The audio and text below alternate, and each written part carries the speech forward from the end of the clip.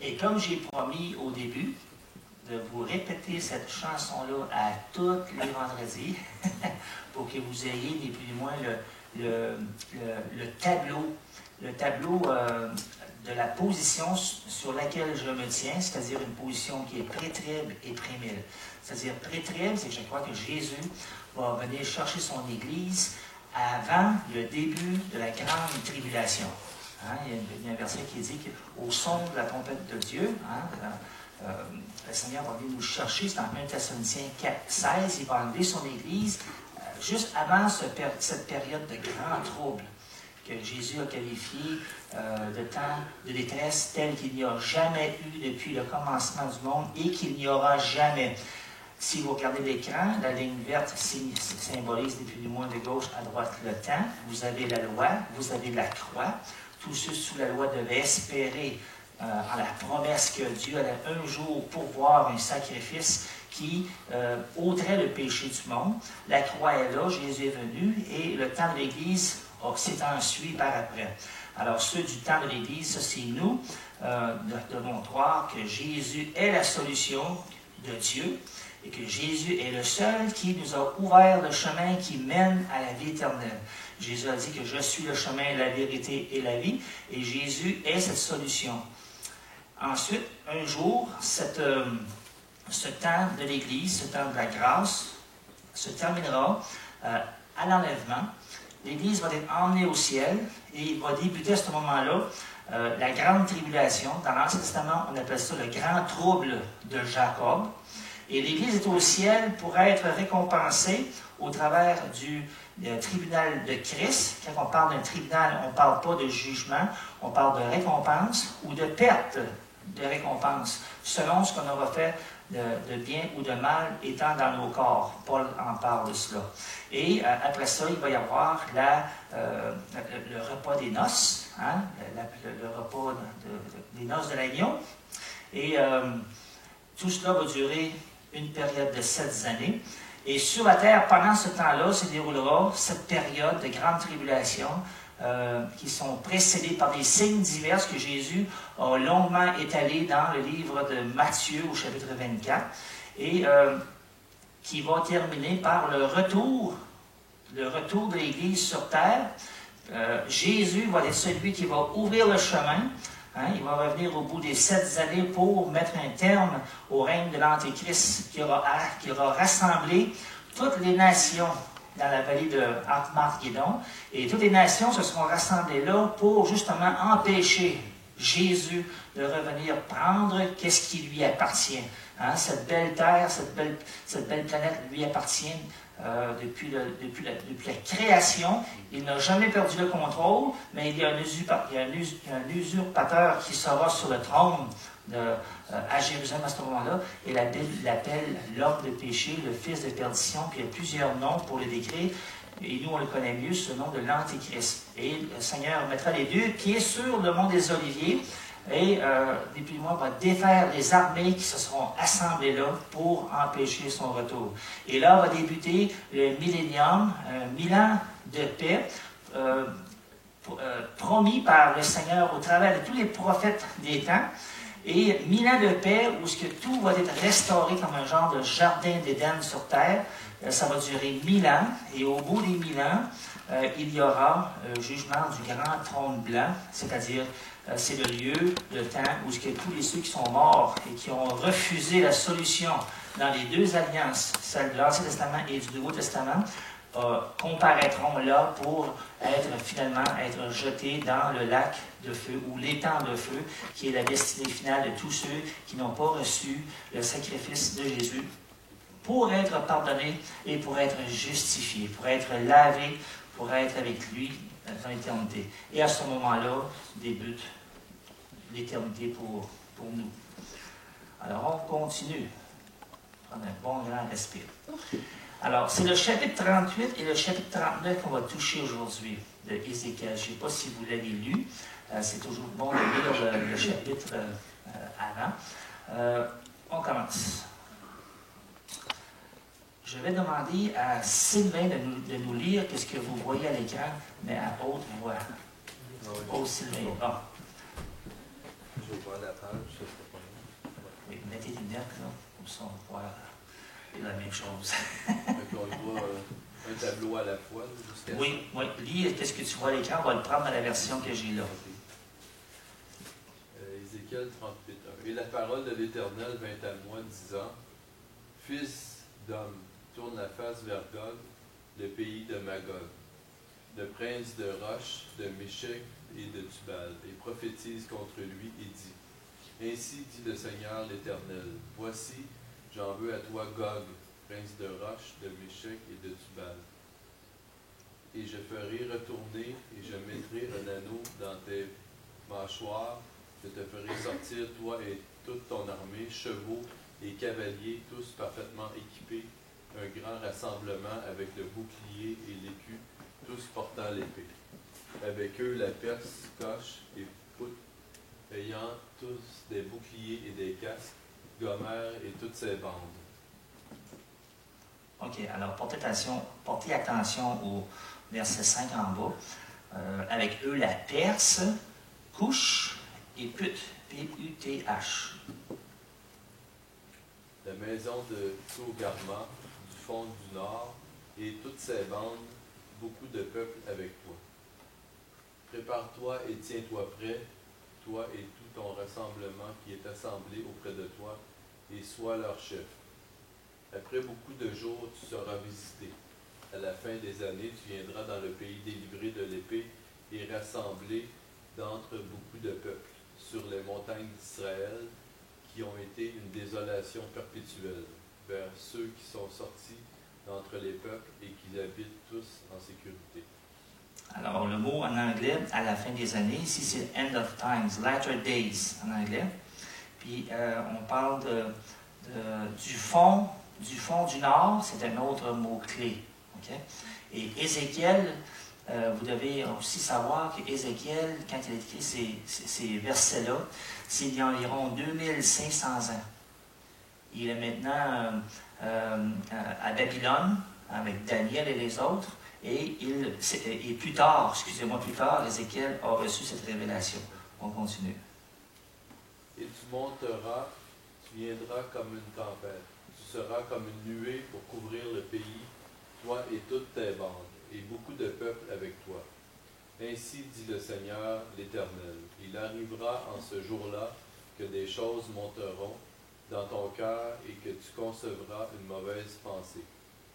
Et tu diras, je monterai dans un pays de villes ouvertes, je viendrai vers ceux qui sont tranquilles, qui habitent en sécurité, qui tous habitent là où il n'y a pas de muraille et chez qui il n'y a ni barre ni porte, pour emporter un butin et faire un pillage, pour tourner ta main sur des lieux désolés de nouveaux habités. OK. Alors, vous remarquerez qu'il est question de choses qui vont monter dans son cœur et que tu concevras une mauvaise pensée. C'est que quand on regarde ces versets-là qu'on vient de lire et ceux précédemment, il est question que Gog va venir contre Israël avec trois nations en particulier. La Perse, on va retourner. Alors, la Perse, Couche, c'est le nom que je cherchais, Couche et Put. Donc, avec trois pays, entre autres. Et le but de leur visite, c'est pour emporter un butin et faire un pillage. Alors, on continue. Et sur un peuple rassemblé d'entre les nations, qui a acquis du bétail et des biens, et habite le centre du pays.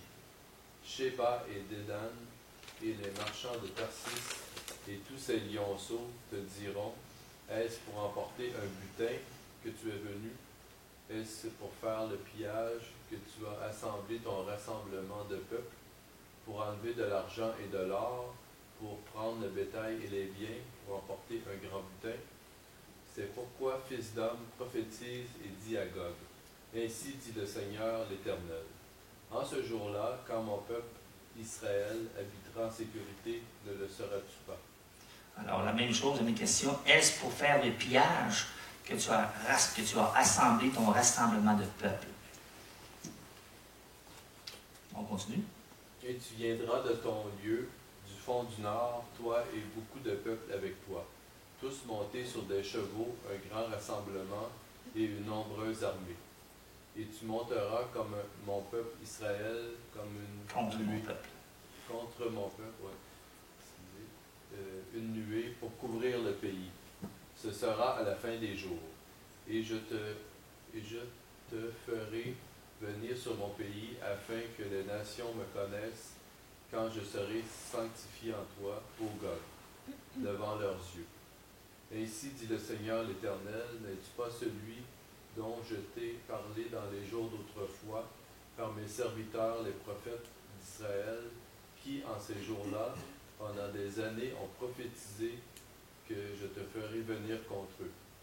Et il arrivera ce jour-là, au jour où Gog viendra contre la terre d'Israël, dit le Seigneur l'Éternel, que ma fureur me montera au visage.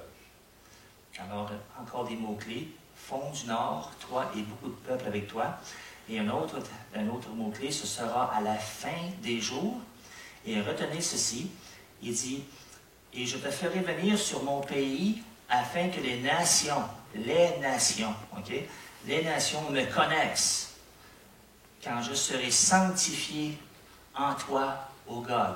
Alors, le but de cette visite-là de Gog et de plusieurs nations contre Israël qui va se passer sur les montagnes d'Israël, le but de cela, c'est que Dieu veut se faire connaître. Il veut sanctifier son nom. Alors, on va continuer. Et je parle dans ma jalousie, dans le feu de mon courroux. Oui, en ce jour-là, il y aura une grande commotion sur la terre d'Israël. Et j'appellerai contre lui l'épée sur toutes mes montagnes, dit le Seigneur l'Éternel. L'épée de chacun sera contre son frère. Et j'entrerai en jugement avec lui par la peste et par le sang. Et je ferai pleuvoir une pluie torrentielle et des pierres de grêle, du feu et du soufre sur lui et sur ses bandes, et sur les peuples nombreux qui seront avec lui. Et je me glorifierai et je me sanctifierai, et je serai connu aux yeux de beaucoup de nations, et elles sauront que je suis l'Éternel.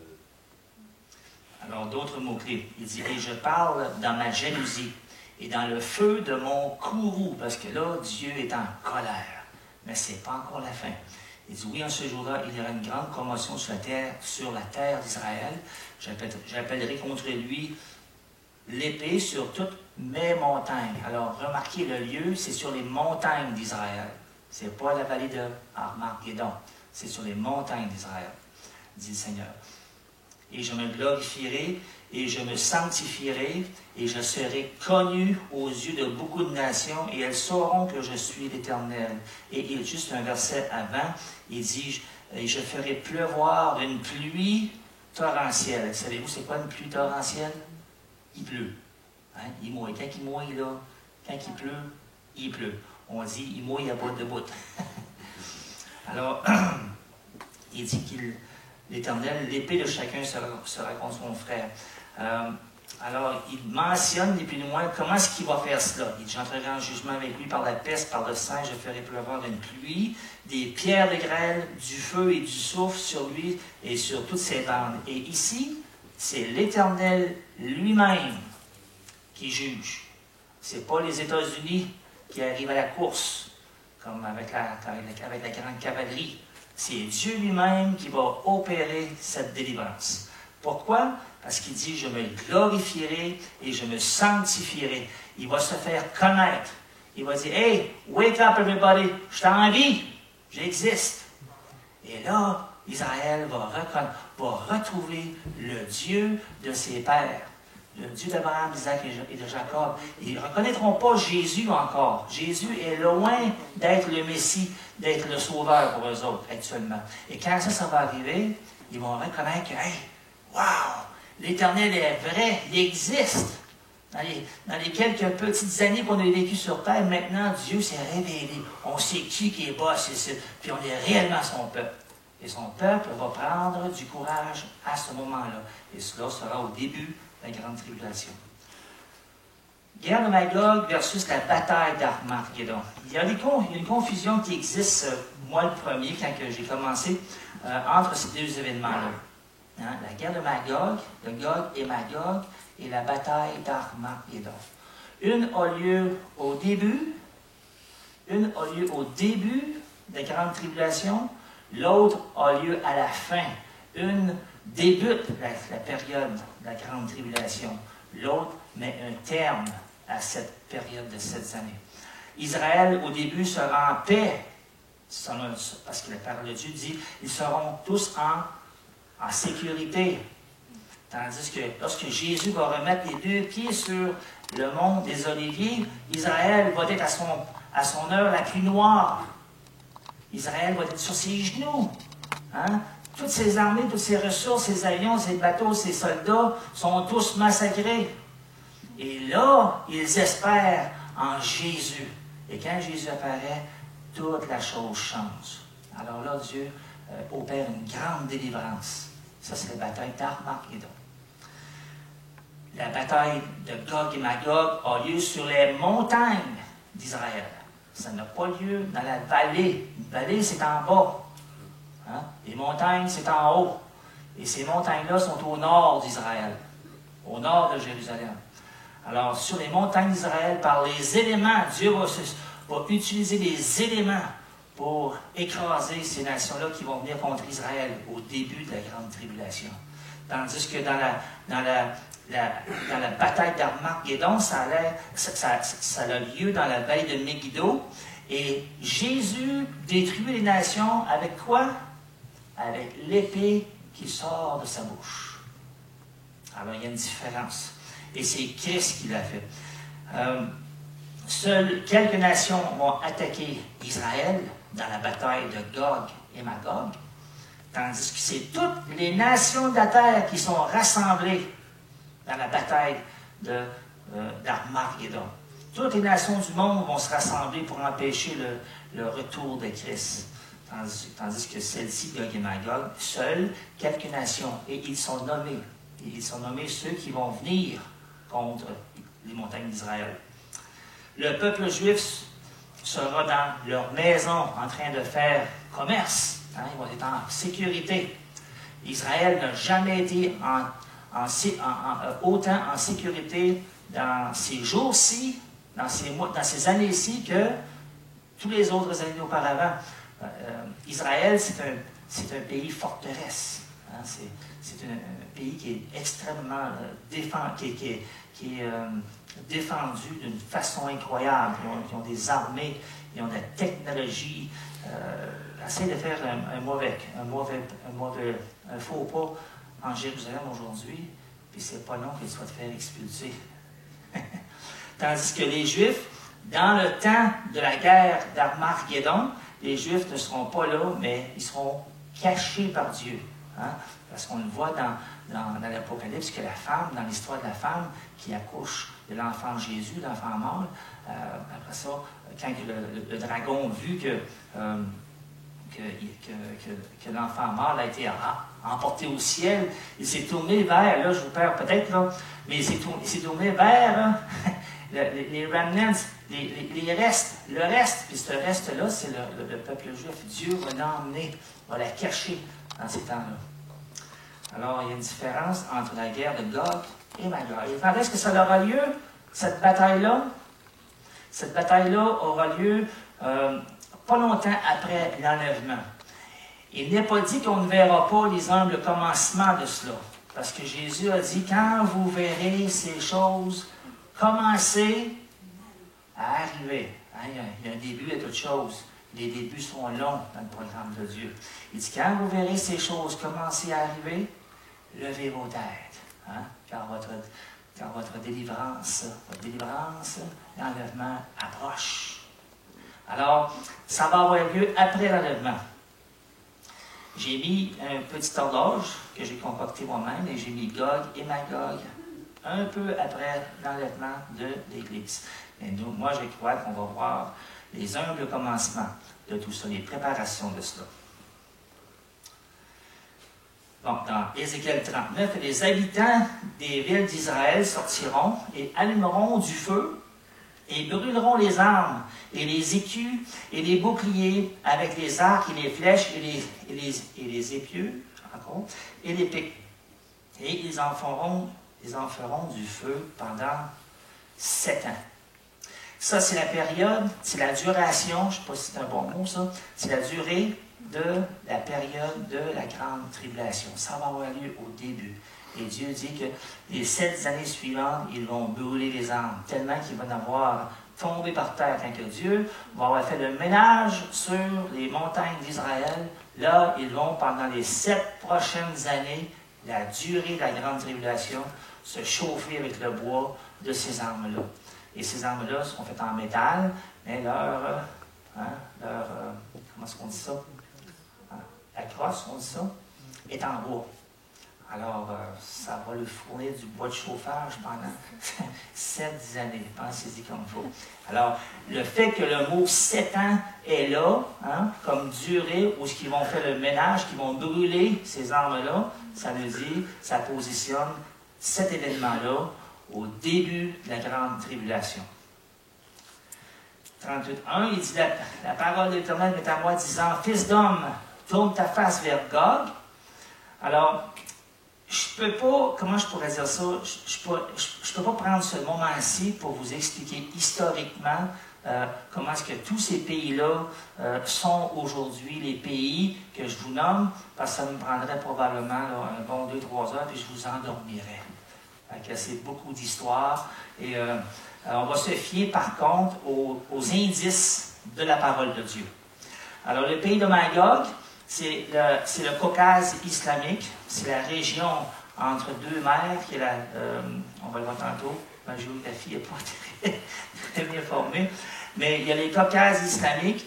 Le prince de Rosh en anglais, Rasha, ou son terme hébreu ancien, va vers comment je pourrais dire ça, pas la cacophonie, mais la phonétique du mot Rosh, qui va avec Rasha. Et Tubal, qui est Tobolsk, la ville de Tobolsk, une ancienne ville, est encore là jusqu'à ce jour. Tubal, c'est la ville de Tobolsk. Et prophétise contre lui et dit, après bien des jours, tu seras leur tête dans la suite des années. Et cette prophétie-là est vieille de 19 siècles. Tu marcheras contre le pays dont les habitants échappés à l'épée. Et ça, on peut mettre là diaspora. La diaspora, c'est-à-dire le rassemblement à un moment donné des enfants d'Israël dans cette même terre. Alors, il dit, tu marcheras contre les pays dont les habitants échappés à l'épée. Alors, on voit qu'on parle du peuple d'Israël. Auront été rassemblés d'entre plusieurs peuples sur les montagnes d'Israël, longtemps désertes.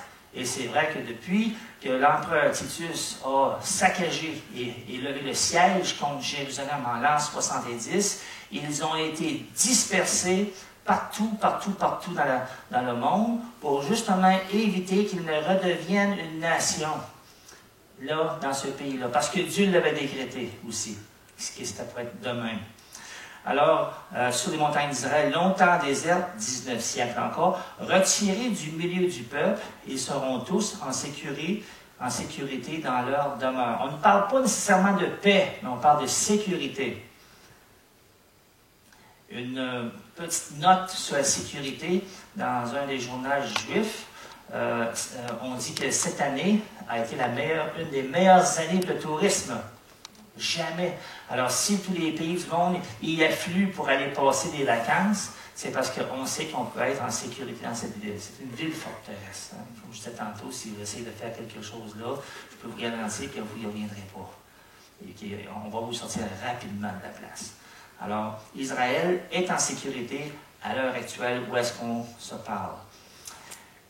Tantôt, je parlais d'historicité de toutes ces nations. Je ne peux pas prendre le temps pour vous expliquer tout ça, mais on peut se servir par contre des indices que la parole de Dieu nous donne. Il dit, c'est écrit, tu viendras de ton lieu, qui est du fond du nord. Toi et beaucoup de peuples, et nombreuses armées. Alors, j'ai tracé avec Google, et j'ai pris soin de mettre la rose des vents au nord, qui est cachée ici, là, elle doit être juste sous la tuile, là. Vous avez la ville de Moscou, qui est réellement directement au nord d'Israël. Vous ne pouvez pas être plus au nord que nord. Alors, quand vous regardez ça sur la carte avec Google, Moscou, la ville de Moscou, la ville de Roche, selon moi, de Russie, c'est cette ville-là qui est au nord. Et si vous essayez d'aller plus au nord que ça, vous tombez à l'eau. Alors, vous n'avez pas le choix. Il y a vraiment une ville, et cette ville, cette nation de Gog, hein, est une très, très, très vieille nation. Ça remonte au temps de Noé, ça. Alors, ces peuples se sont installés là au nord d'Israël et ont demeuré là jusqu'à ce jour et fondé des pays modernes qui sont aujourd'hui la Russie.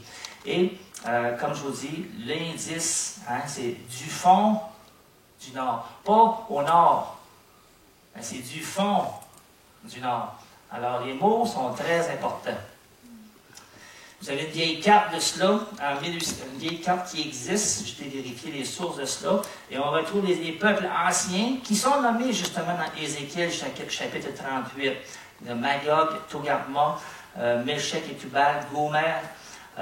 Les deux mers que je vous mentionnais, le petit territoire qui est entre la mer Caspienne, qui est là, et la mer, ici, la mer Noire, excusez-moi.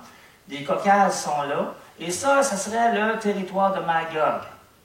Et Gog, qui est au nord, qui est encore beaucoup plus haut, mais Gog et Magog, un jour, vont descendre avec ces petits peuples qui sont là aujourd'hui. On va les identifier tantôt. C'était dans ces là. Bon.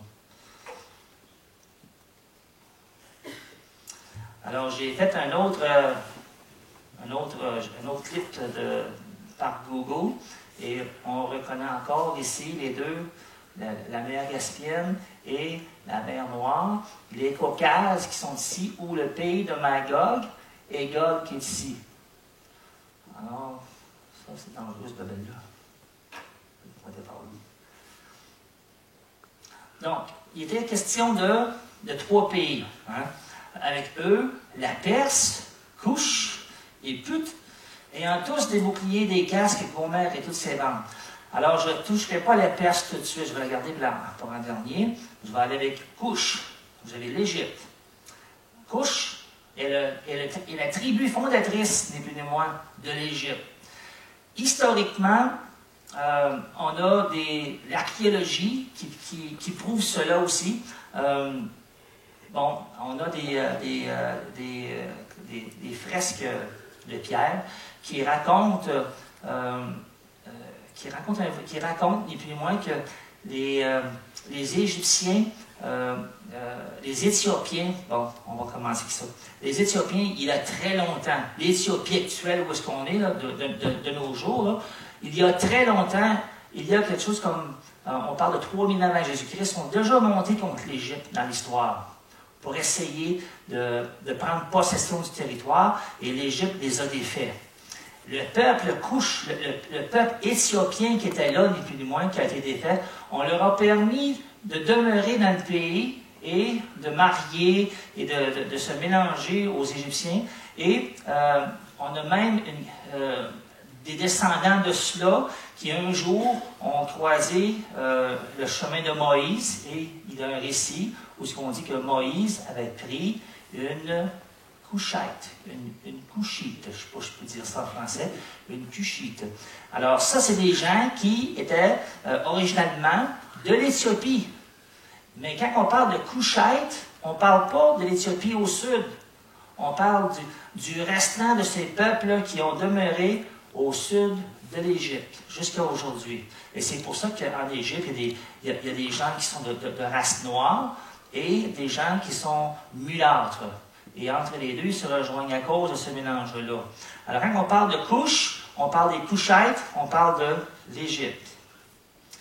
On parle aussi de l'Égypte, de ce petit segment-là dans le livre de Daniel, quand il est écrit « Et il étendra sa main » en parlant de l'Antéchrist, parce que l'Antéchrist va se lever à la fin de cette guerre-là et va voler la vedette. Alors elle dit, c'est écrit « Et il étendra sa main sur les pays, et le pays d'Égypte n'échappera pas. » Et il n'est pas question de l'Éthiopie dans la parole de Dieu. Il est question de l'Égypte qui va monter contre Israël à un moment donné.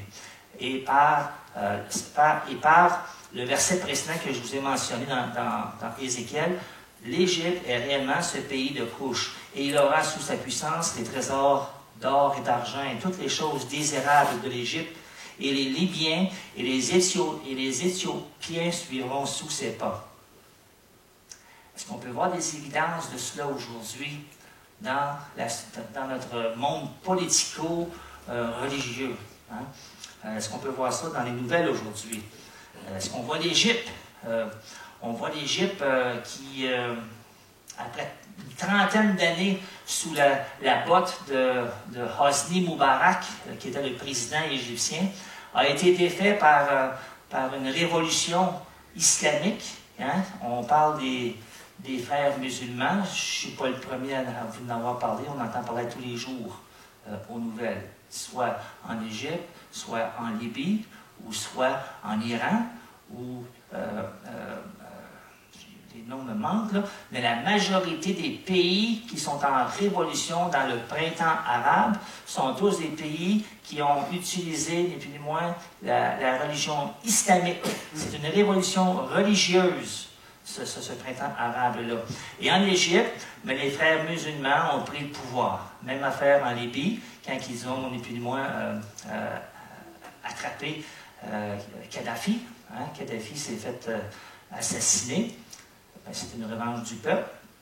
Et c'est les frères musulmans qui ont pris le contrôle en Libye. Et la même chose est arrivée maintenant avec l'Égypte. Ce sont les frères musulmans qui sont en train de prendre le pouvoir en Égypte.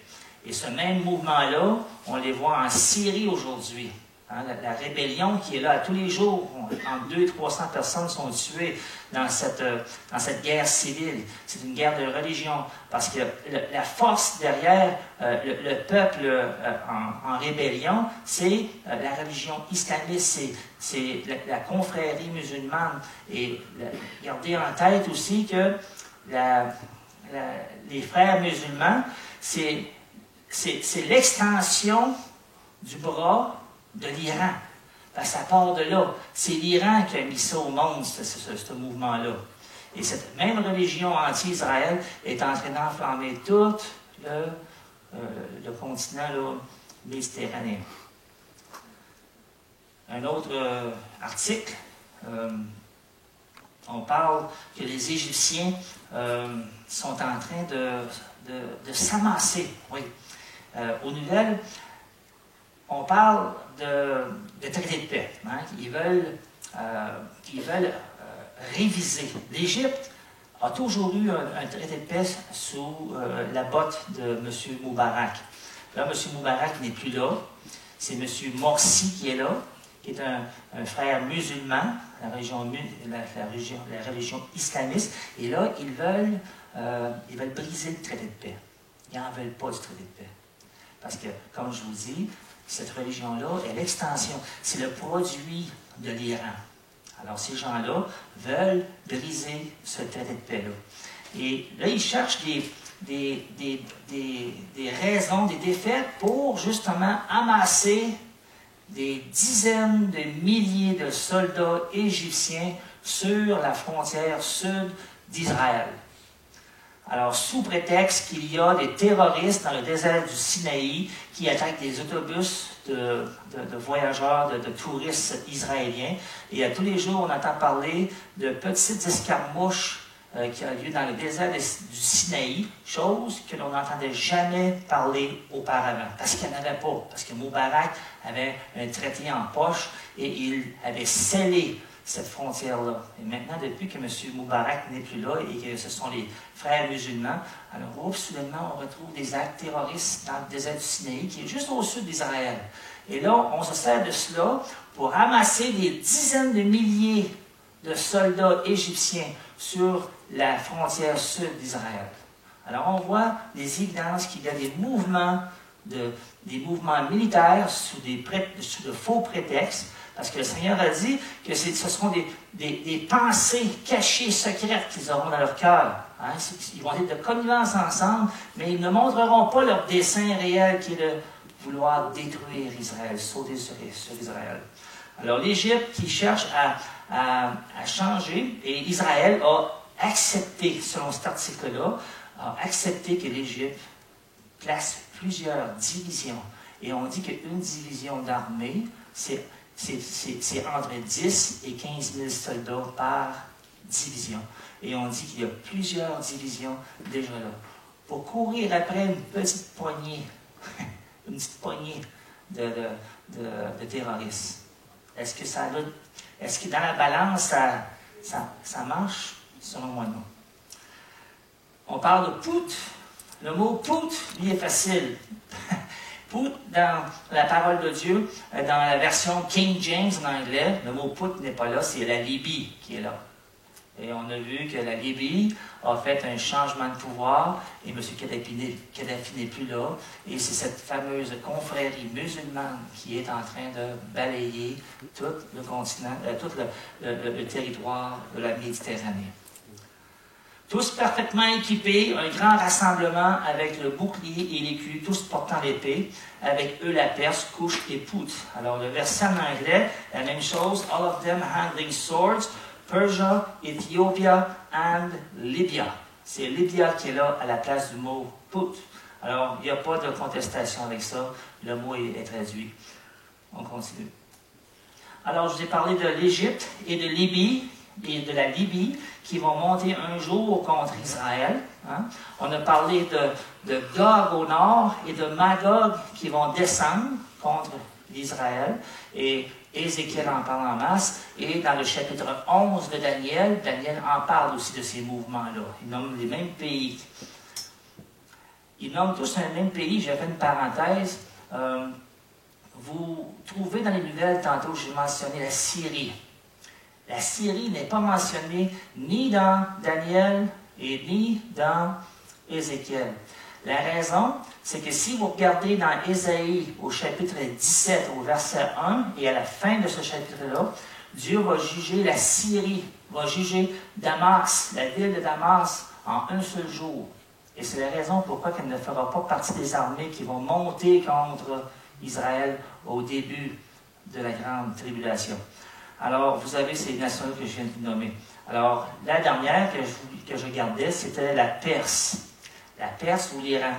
La Perse a changé de nom seulement en quelle année? Pour ceux qui sont bons en histoire? 1935. En 1935, la Perse a changé son nom pour l'Iran. Elle a toujours eu ce nom-là depuis le début des temps. Depuis son début, c'est un très vieux pays, ça, la Perse. Alors, elle a changé son nom en 1935. Alors, pour l'identifier, ça a été assez facile. Mais l'Iran, aujourd'hui, en même temps, par pur hasard, a aujourd'hui une centrale nucléaire qui va produire, selon M. Ahmadinejad, est-ce que je l'ai bien dit? Merci. M. Ahmadinejad a un grand rêve, celui de produire une bombe atomique, et dès qu'il va l'avoir, il va la jeter sur Israël. C'est son grand rêve. Et c'est drôle que cette semaine, aux Nations Unies, si vous avez écouté les nouvelles, M. Ahmadinejad a passé 39 minutes à ne parler que principalement de spiritualité. Et il a parlé de son Mahdi qui va venir, j'ai l'article, je me devance, là, mais il a parlé de son sauveur islamiste qui va venir subjuguer la terre, et Jésus, son petit lieutenant, va le précéder pour dire, regardez, c'était de la foutaise, tout ce que je vous ai conté là, c'était pas vrai, la vérité, c'est menti, et convertissez-vous, parce que dans 30 jours, il va vous massacrer si vous ne vous convertissez pas. Et c'est ça le rêve de monsieur Ahmadinejad. Ahmadinejad. C'est le grand rêve de M. Ahmadinejad, justement parce qu'il pense que son sauveur s'en vient. Et un homme qui est sur le bord, qui est sur le point d'obtenir la bombe atomique et qui a une théologie, une eschatologie comme cela, et qui a le pouvoir sur le bout de son doigt, c'est dangereux. C'est vraiment dangereux. Alors, l'Iran qui a reçu, ni plus ni moins, la livraison de ce réacteur qui a été fourni par qui? Par la Russie. Et c'est les Russes qui l'ont bâti au coût de 7 milliards. Gog et la Perse qui sont ensemble. De connivence, parce qu'ils ont des pensées cachées dans leur cœur. Et je ne me dévancerai pas parce qu'on va le voir quelles sont ces pensées cachées-là. Qu'est-ce qui les motive à bâtir une bombe atomique et qu'est-ce qui motive M. Ahmadinejad de dire de temps en temps, et dernièrement, c'était toutes les 2-3 semaines qu'il dit qu'Israël est sur le point d'être détruit. Hein? Il n'arrête pas de chanter ça. Il est sur le point, c'est comme si lui est au courant d'un plan. Quelque chose. Mais je ne vous le dis pas tout de suite, là, tu sais. Il fait languir les gens. Il dit, c'est sur le point d'arriver. Soyez patients. Il dit ça de gauche à droite dans les nouvelles. En Iran, les sites où il a justement caché des installations nucléaires, parce que ça lui prend plusieurs installations pour faire toutes sortes de recherches, sont sur cette carte de Google que vous pouvez retrouver dans tous les médias. Tapez ça dans Google et vous allez trouver les lieux géographiques où ce que M. Ahmadinejad a ce rêve technologique en marche pour produire sa première bombe atomique. Monsieur, on a parlé de Gog et de Gog et de la Perse, hein, qui vont être ensemble. Et c'est pas une chose cachée que l'Iran et la Russie ont un partenariat économique et militaire ensemble. C'est pas une chose nouvelle que je vous annonce là. Tous les armes en Iran proviennent de la Russie. Tous les armes qui viennent qui sont en Libye, qui sont au Liban, viennent de la Russie. Tous les armes de guerre que tous ces pays islamiques-là ont proviennent de la Russie. Les Russes sont de grands marchands d'armes. L'Iran et la Russie se sont mis d'accord pour coopérer dans le domaine militaire et vous pourrez vérifier, ne prenez pas mes paroles pour du cash, là. Hein? Allez vérifier ce que je vous dis là, et vous verrez qu'il existe des tonnes d'articles qui parlent de cette relation politico-militaire entre la Russie et entre la Perse, entre l'Iran. J'ai parlé de l'Iran, puis l'Iran, pour s'en venir là, a un petit peu de chemin à faire. Hein? Je ne suis pas sûr qu'ils vont réussir à traverser ça à pied. Alors, ils ont des navires et il y a géographiquement la possibilité de passer par le canal de Suez. Le canal de Suez. Et l'Iran a profité du changement de chef en Égypte pour pouvoir passer par là. Quand M. Hosni Moubarak était le président égyptien, il n'a jamais laissé passer un seul drapeau iranien par le canal de Suez. L'Égypte avait la responsabilité de policer, la police, de policer le canal pour éviter le passage de tout drapeau iranien. Mais quand M. Hosni Moubarak a été défait lors de cette révolution, le mois suivant, l'Iran passait avec ses navires. Et ça a été Ça a fait la une de toutes les nouvelles internationales. Le canal de Suez, c'est ce petit chenal d'eau qui va relier la mer Méditerranée. Et si j'ai pris une autre photo pour vous montrer un peu plus le lieu. J'ai mentionné qu'aucun navire iranien n'est jamais passé par là depuis la révolution islamique iranienne de 1979 et quand M. Moubarak a été défait, les frères musulmans ont dit à mon oncle qui est là-bas en Iran, tu peux passer. Et ils sont passés des navires de guerre. Et comme je vous ai dit, ça l'a fait les nouvelles, ça a été qualifié de provocation par Israël. Ce fut la première fois depuis 1979 que des navires passaient par là.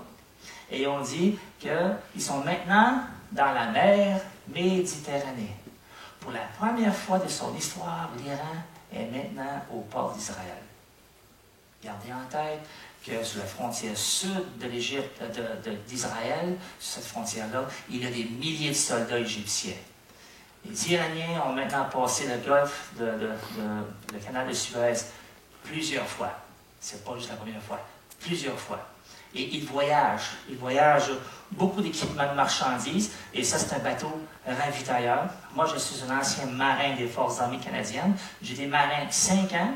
J'ai servi à bord du HMCS Fraser et l'HMCS Iroquois. Je connais ces bateaux ravitailleurs-là. Ça transporte des jeeps, ça transporte des tanks, ça transporte des centaines d'hommes à la fois. Ça cache toutes sortes de choses à bord de cela. Ça transporte de la munitions, ça ramène tout ce que ça a besoin pour faire une guerre contre quelqu'un. Alors, ils ont passé plusieurs fois avec des bateaux de ce type, des bateaux ravitailleurs de ce genre, puis ont passé par le canal de Suez pour se rendre en Syrie. Je vous parle de Syrie tantôt. Un autre article, l'Iran, qui va, ni plus ni moins, s'accoster au port de Tartous. Je vous parle de la Syrie. La Syrie, tantôt je vous ai parlé que l'Éternel a promis de détruire, de juger une ville qui s'appelle Damas. Damas, c'est la capitale actuelle de la Syrie, qui est au nord d'Israël. Damas, c'est une ville que Dieu va juger un jour. Il dit au matin, Damas est là et au soir, elle n'est plus. Elle ne sera qu'un monceau de ruines. Dieu va le juger parce que la Syrie, historiquement, a toujours été l'épine dans le talon d'Israël. La Syrie a toujours travaillé contre Israël. Et un jour, Dieu a promis de lui rendre la monnaie de son change et il va détruire. Alors, quand on parle du port de Tartous, c'est le cercle noir que vous voyez en haut, au nord.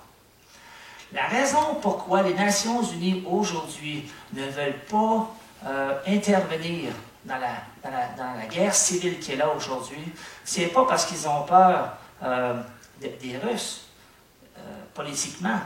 C'est que pour la Russie, la Syrie, le port de Tartous, est le point d'entrée au nord d'Israël.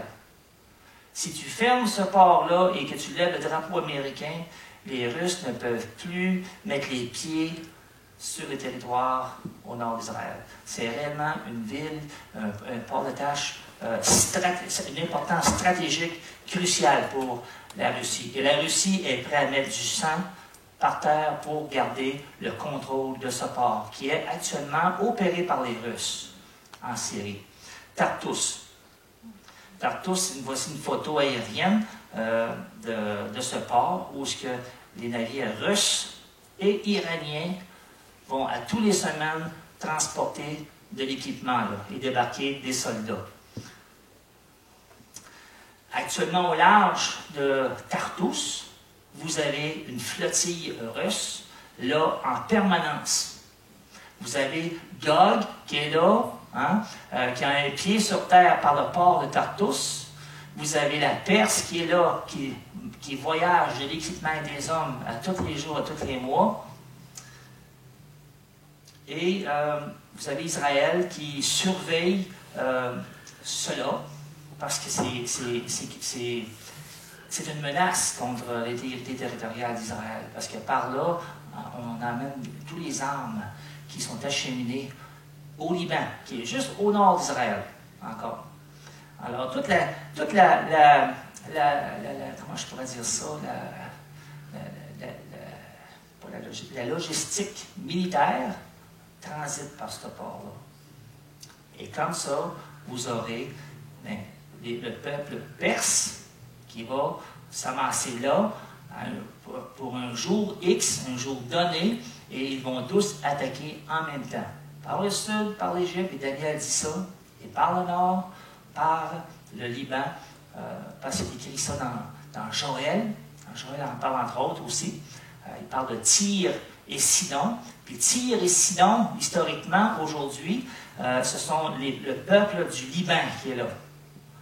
Alors, tout ce qui se passe au Liban actuellement, toutes les armes qui sont acheminées là, viennent du port de Tartous, qui viennent du canal de Suez, qui transitent via ce canal de l'Iran. Alors, la boucle est fermée, et c'est comme ça qu'on achemine les équipements pour cette fameuse guerre. La Russie nie d'avoir des navires de guerre là, mais les Américains ont dévoilé la chose, et c'est un fait que la Russie a une flottille juste au large de Tartous.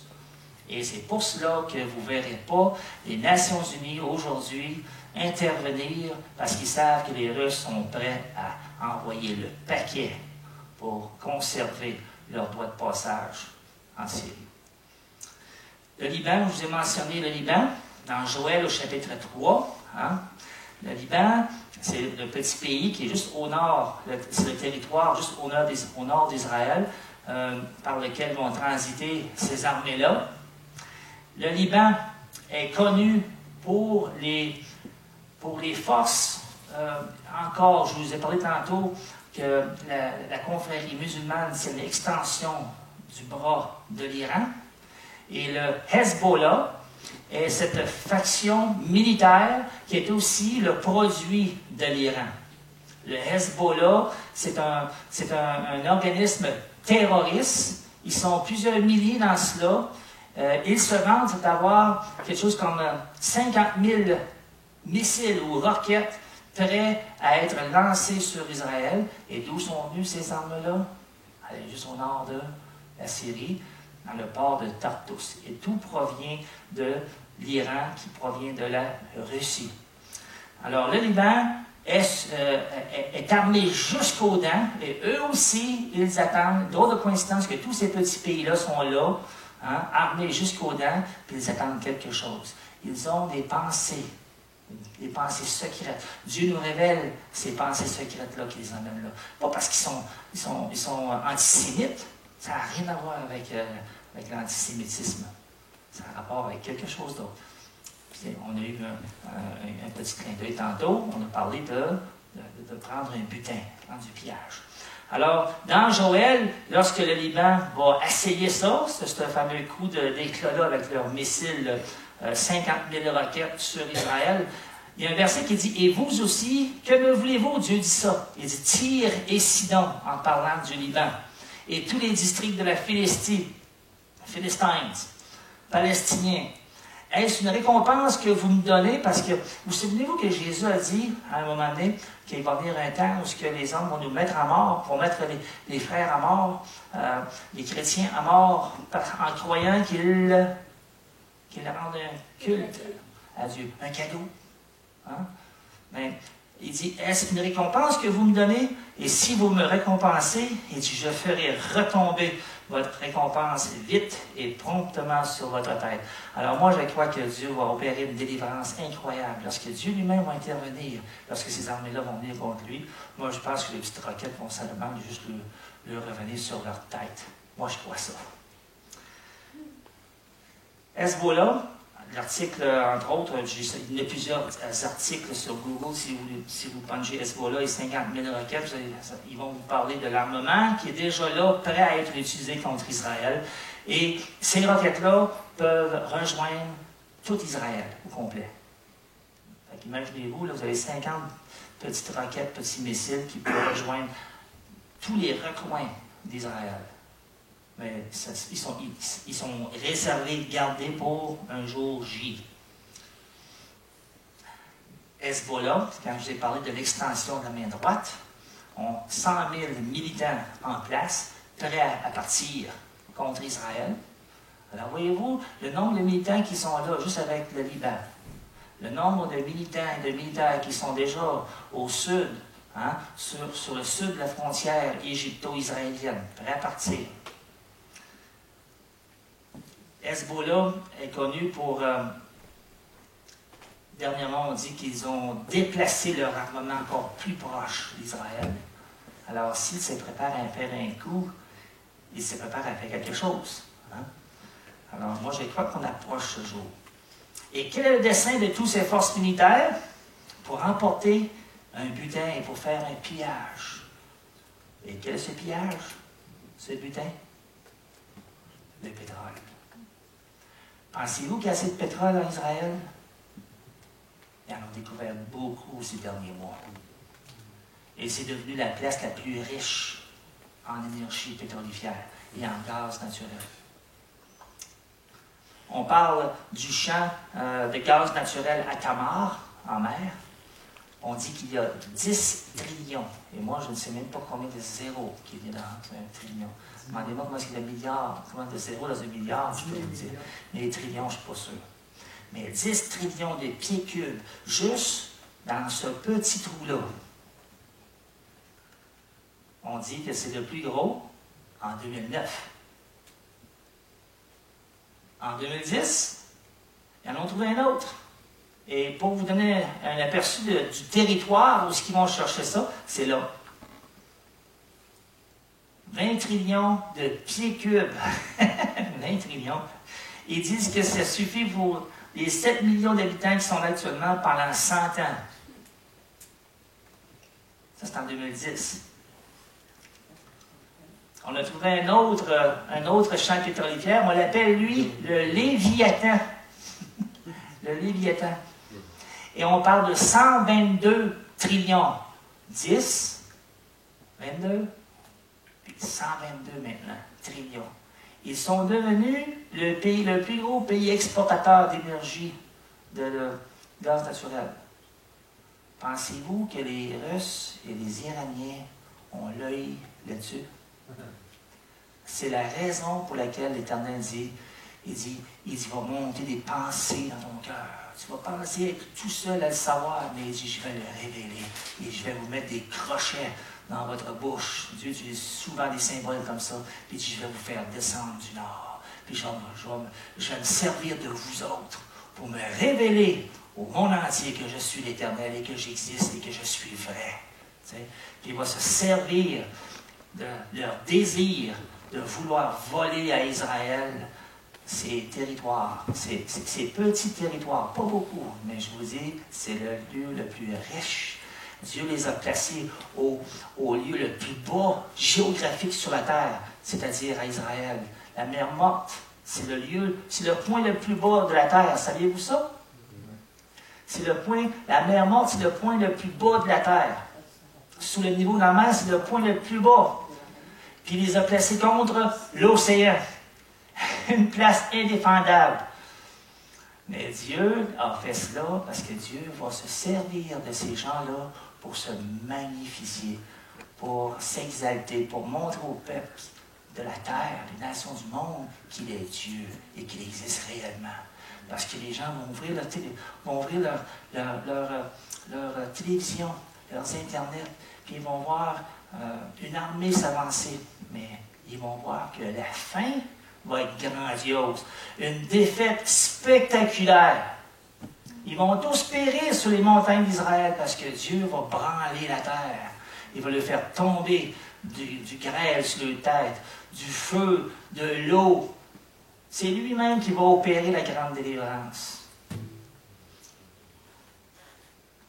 Je m'arrête là, je vous présente une petite vidéo, puis j'en reviens. On va essayer de décoller ce bout-là, puis c'est pas trop vite.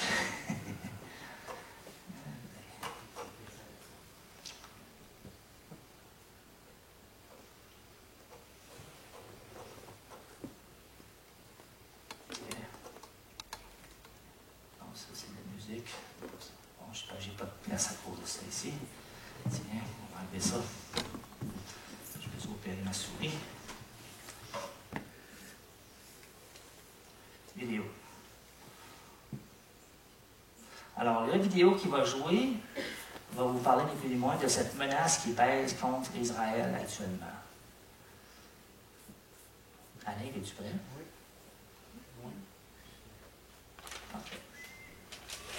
Montez-moi là.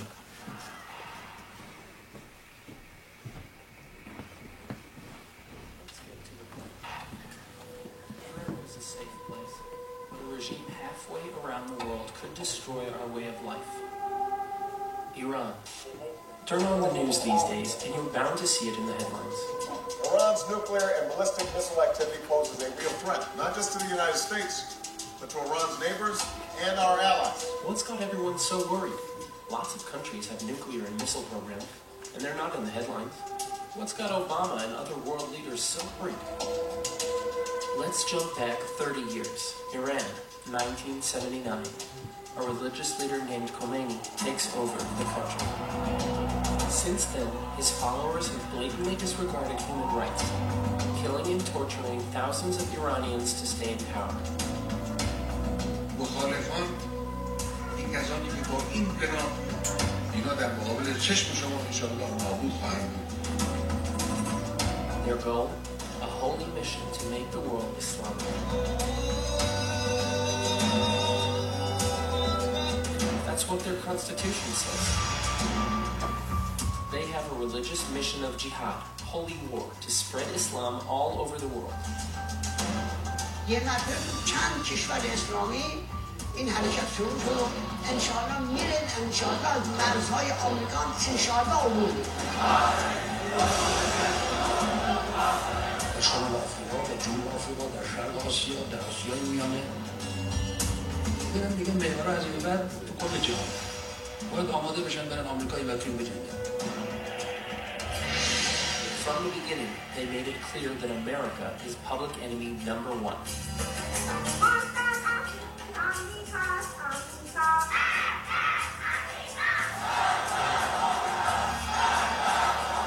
Their president, Ahmadinejad, said that the countdown for America has begun.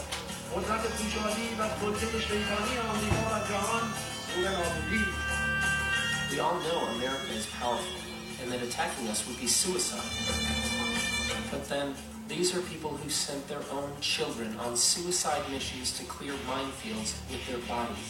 Waves of young boys who volunteered to become martyrs, clearing minefields by running across them. این نهضت باید زنده بماند و زنده ماندنش به این خونریزی هاست. بریزید خونها را.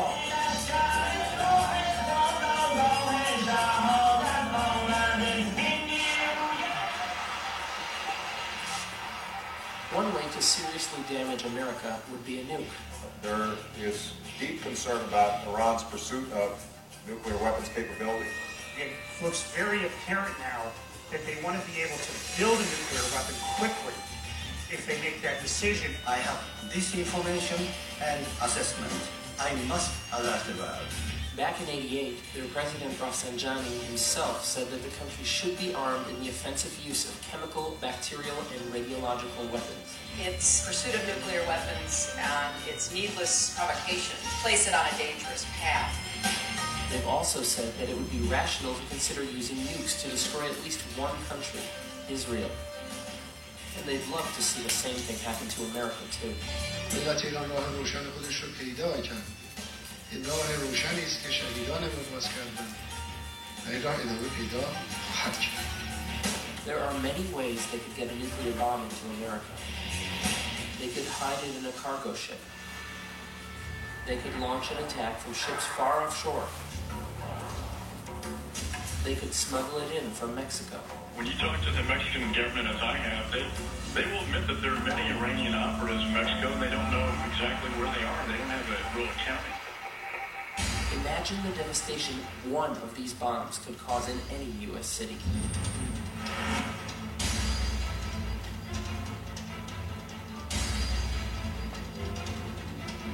Another scenario is a nuclear bomb detonated at high altitude.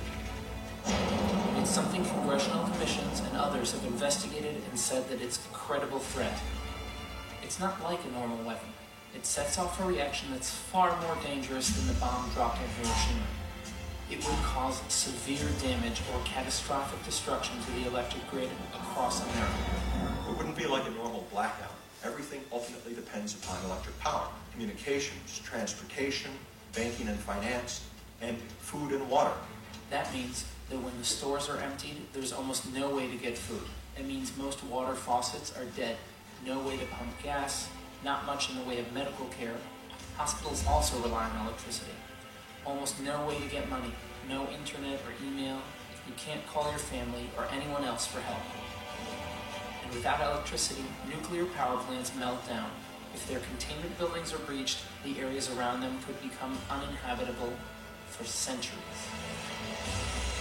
Anarchy, starvation, disease. Within 12 months of an EMP event, given the current state of unpreparedness, we would lose most of our population. Estimates range anywhere from 2/3 to 90% of the American people would perish from a single nuclear weapon. One. I think the threat is here. The vulnerability is here and the threat is here. This is a different world. If we stop this regime, we can free the Iranian people, ourselves, and the rest of the world from the threat.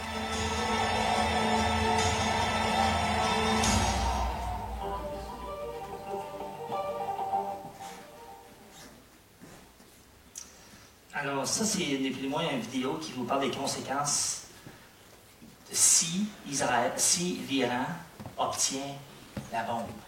Alors ce sont des arguments contre Israël, contre l'Iran qui tente de s'approprier cette arme nucléaire. Alors vous avez vu à un moment donné des enfants, vous avez remarqué le bout des enfants, ils se servent des enfants pour aller courir dans les champs de mines, pour essayer de trouver où sont les bombes. Parce que ça va être des martyrs. Ils vont être dans les mains de Allah. Ils vont avoir des vierges, je ne me souviens plus combien de vierges qui les attendent dans le paradis de Allah. Ça, c'est la théologie islamique de ces gens-là en Iran actuellement. Si tu veux remonter la lumière un petit peu, s'il vous plaît. Alors, on est rendu à Flash Actualité. C'est la dernière partie. C'est ce qu'on retrouve actuellement dans les nouvelles. Est-ce qu'il y a des choses qui s'apparentent au texte qu'on vient de voir un peu? Je l'ai oublié, je m'excuse, mais ça marche. Alors, cette semaine, aux Nations Unies, M. Netanyahou a eu son tour au micro. Il est allé expliquer, lui demander c'est quand et c'est où que l'on trace une ligne rouge dans le sable, dans le programme de production nucléaire en Iran. Est-ce qu'on attend qu'ils aient la bombe pour attaquer? Pour pas attaquer nécessairement l'Iran, mais d'attaquer les sites nucléaires où ils sont en train de purifier le plutonium à un grade, où ce qui pourrait être utilisé contre Israël et contre les bases américaines. Alors, M. Netanyahou, pour se faire comprendre comme il faut, a pris un carton, a dessiné une petite bombe lui-même, puis il a dit c'est où?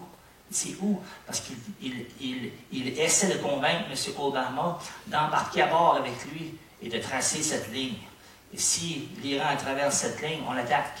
Il croit qu'en traçant une ligne rouge, en quelque part dans le programme, que l'Iran aura peur et va reculer.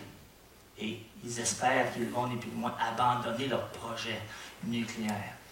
Mais est-ce qu'ils veulent faire ça? Non.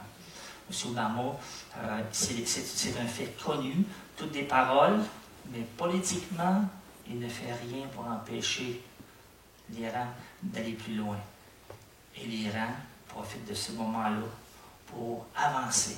Ils ajoutent des dizaines, des centaines de centrifuges supplémentaires pour purifier le plutonium. Et ils travaillent d'arrache-pied 24 heures sur 24 pour produire la première portion de plutonium. M. Ahmadinejad qui était là hier, avant-hier, je m'excuse, c'est hier, c'est avant-hier. Et il a passé 39 minutes à parler de son sauveur qui s'en vient. Il dit, allez lire son discours. Il parle d'un sauveur, quelqu'un qui va être l'ami. Hein. Il dit, il sera la voix divine et humaine. Il dit, to voice the divine and human message. C'est-à-dire que lui, il va verbaliser un message divin à vous et au monde entier. Ça, je traduis pour vous. Là. Il dit, Dieu puissant a promis un homme gentil, un homme fin. Il parle de Mahdi, mais qui vient. Il dit un homme qui est fin, un homme gentil, un homme qui aime les peuples, un homme qui aime la justice, un homme parfait, un humain parfait. Et son nom, hein, regardez la quatrième ligne plus basse, son nom est l'imam al-Mahdi. Un homme qui va venir dans la compagnie, accompagné de Jésus-Christ. C'est écrit ça, c'est ces paroles qui sont là. Un homme qui va venir accompagner, Mahdi va venir accompagné de Jésus-Christ. Paix soit sur le prophète et sur lui, le juste. Parce que toutes les fois qu'il dit ça, il faut qu'il dise ces mots-là. Et ils disent qu'il appelle le Mahdi le sauveur ultime. Ahmadinejad a dit que son arrivée sur terre marquera un nouveau commencement. Imaginez-vous, il est là présent devant des centaines de nations. Toutes les nations de la terre sont représentées là et il parle de ce monsieur qui s'en vient. Il a fait ça pendant la plupart de ces 39 minutes. Il a peut-être gardé peut-être 10 minutes pour pas être politique. Mais les autres minutes, ça a été juste de ça. M. Ahmadinejad a dit que son arrivée sur terre sera le début d'un nouveau commencement, une renaissance et une résurrection. Il dit que ce sera le début de la paix et d'une sécurité qui va durer et de la vie authentique. Cet homme a dit ça. Et il est sur le point d'avoir la bombe atomique. Puis à tous les mois, à toutes les 2-3 semaines, il n'en manque pas une. Il veut faire sauter Israël. Il dit que c'est le genre de danger que le monde est actuellement. Et le monde ne le sait pas, ça. Le monde s'en va. Comme demain matin, je vais me lever comme tout le monde ici. Puis la plupart des gens de Sherbrooke vont être dans les Walmart, dans les Canadian Tire, vont être dans les Home Depot, vont être dans le Préno Dépôt. Les gens vont s'affairer comme s'il n'y avait rien. Mais un bon matin, ils vont se lever, ils vont allumer leur téléviseur comme nous, on a déjà allumé nos téléviseurs un 11 septembre, puis on a vu l'impensable. Et l'impensable va arriver. Mais ce sera le début de cette grande période de troubles et de tribulation. Alors, j'en dis pas plus sur lui, parce qu'il en parle de long en large. Ce monsieur-là, apparemment, M. Morsi est le nouveau président égyptien. Il y a des nouvelles qui disent qu'ils ont commencé à crucifier des gens qui s'opposent à leur régime. Alors,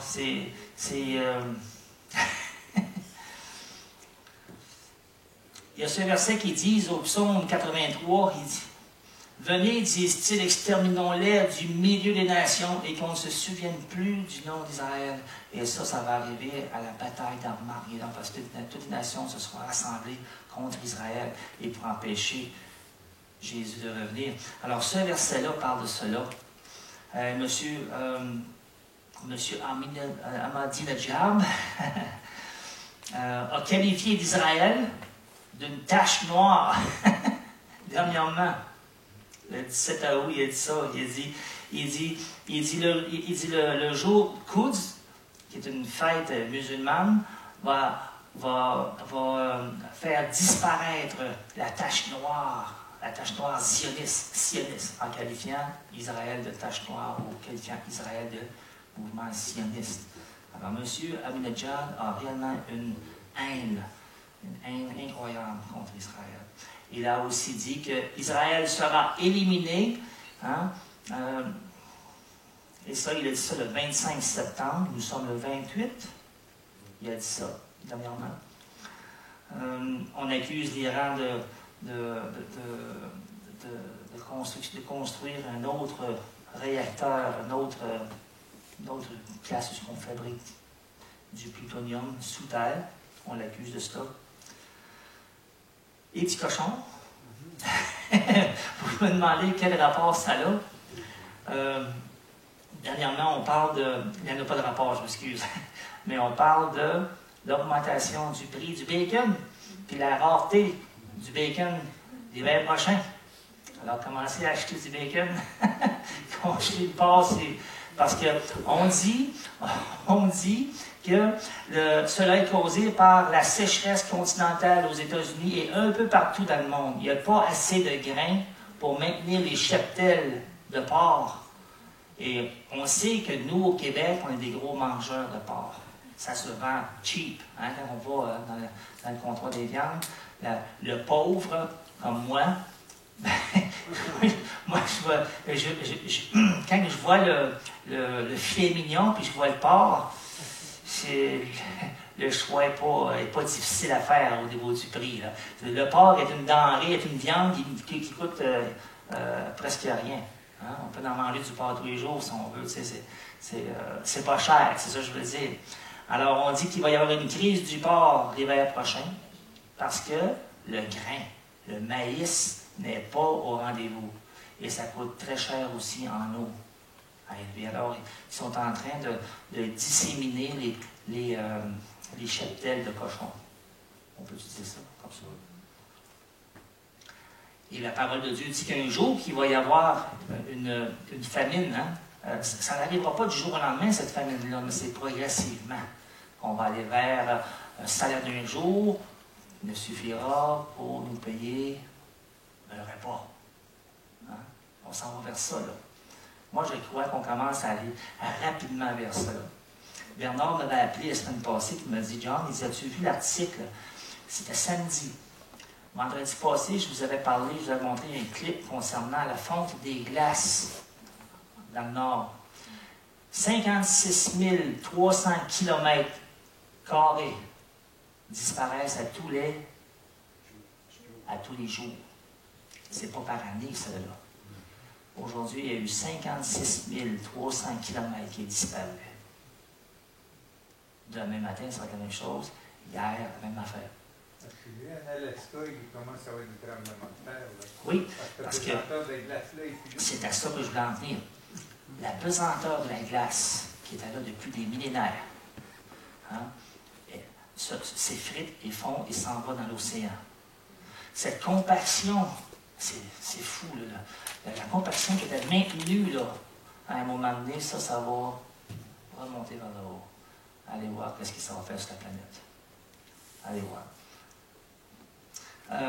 En Espagne aux nouvelles encore, des milliers de manifestants dans les rues et refusent, ni plus ni moins, des coupures supplémentaires dans leurs programmes sociaux, dans leur retraite. On veut augmenter de 2 ans l'âge pour arriver à la retraite. Alors les gens n'en peuvent plus. Alors on manifeste. En Espagne et en Grèce cette semaine. Alors c'est des images qui ont fait le tour de la planète. Les gens manifestent à coup de milliers de manifestants dans les rues contre les coupures.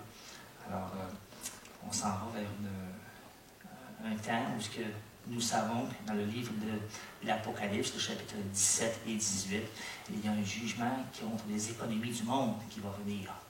Alors on voit les humbles commencements de cela et les menaces que comporte une dissolution de la zone euro, chose qu'on parle beaucoup aux nouvelles. Cette semaine, c'était la fête de Yom Kippour en Israël. Yom Kippour. Yom Kippour. Vous auriez pensé qu'Israël n'était pas une nation religieuse? Les rues, les autoroutes sont désertes. Même à Noël, nous, à Sherbrooke, on voit des autos. On n'en voit pas beaucoup. On en voit là-bas, à Yom Kippour, rien. Tu fais marcher ces autoroutes. Les Juifs sont religieux. Les gens d'Israël sont religieux. Et ça m'a frappé de voir qu'ils ont respecté la fête. On ne fait rien. On ne lève pas un crayon. Yom Kippour.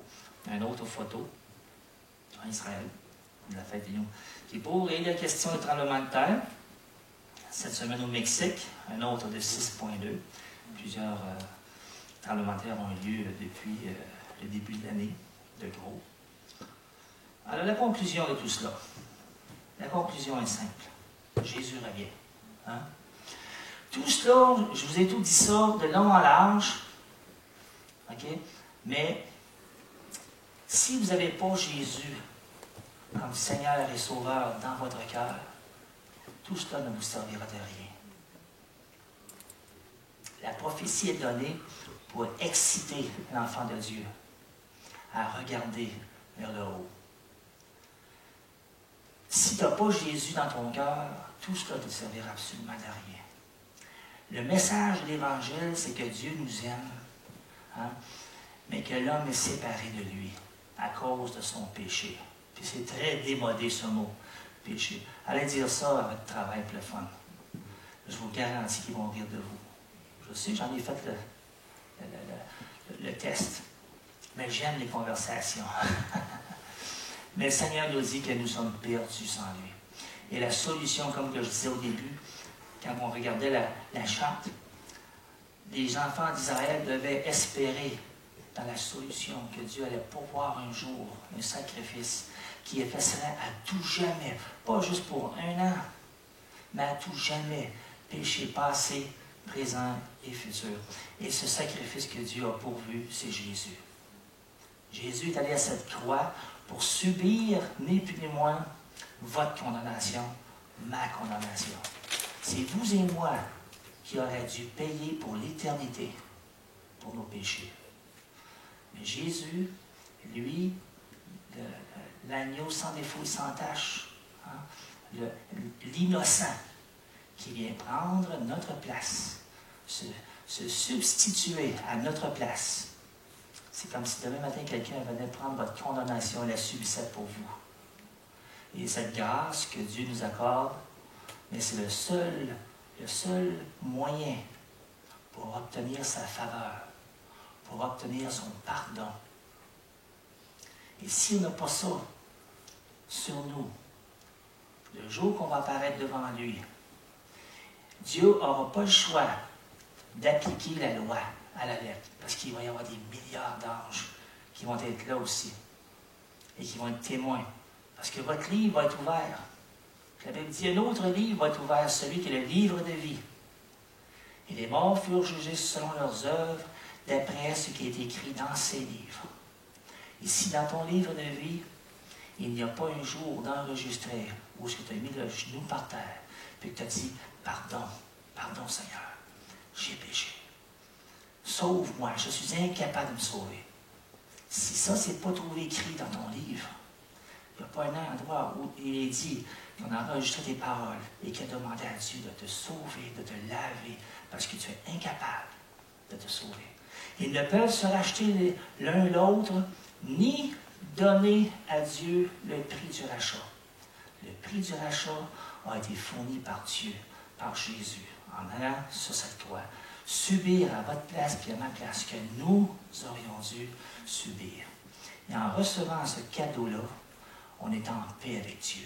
La paix est maintenant possible avec Dieu. Et c'est enregistré. Et ton nom est passé dans ce grand livre de vie. Hein, parce que c'est écrit, et un autre livre fut ouvert. Et si ton nom est là, parce que dans ton petit livre à toi, on a retrouvé un jour où tu as pris cette décision. Mais ça va être écrit là. Le Seigneur a dit, pourquoi m'appelez-vous Seigneur, Seigneur, et ne faites-vous pas ce que je vous dis? Hein? Ce n'est pas tous ceux qui m'appellent Seigneur, Seigneur qui vont aller au ciel, mais celui-là seul qui fait la volonté de mon Père. Dieu demande une relation authentique avec lui. Authentique. Et je ne me tairai pas à tous les jours que je peux le dire. Dieu cherche des adorateurs en esprit et en vérité. Il cherche des gens qui veulent une relation authentique. Pas de la religion. La religion, là, il y en a en masse sur le marché. Dieu est capable d'avoir de la religion s'il en veut. Mais c'est pas ça qu'il veut. Il veut une relation. Et cette relation-là n'est possible qu'en se cachant, qu'en recevant ce paiement-là pour nous. Et je peux vous garantir, parce que c'est Dieu qui est le garant de cela, il écrit votre nom dans ce livre de vie. Prions.